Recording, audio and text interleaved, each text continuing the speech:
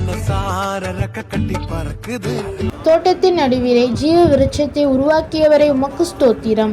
நன்மை தீமை அறியத்தக்க விருட்சத்தை பூமியில் இருந்து முளைக்க பண்ணினவரை உமக்கு ஸ்தோத்திரம். மனுஷனை ஏதேன் தோட்டத்திற்கு அழைத்து வந்தவரை உமக்கு ஸ்தோத்திரம். மனுஷனை ஏதேன் தோட்டத்தை பண்படுத்த வைத்தவரை உமக்கு ஸ்தோத்திரம். மனுஷனை ஏதேன் தோட்டத்தை காக்க வைத்தவரை உமக்கு ஸ்தோத்திரம். நன்மை தீமை அறியத்தக்க விருட்சத்தின் கனியை புசிக்க வேண்டாம் என்றவரை உமக்கு ஸ்தோத்திரம்.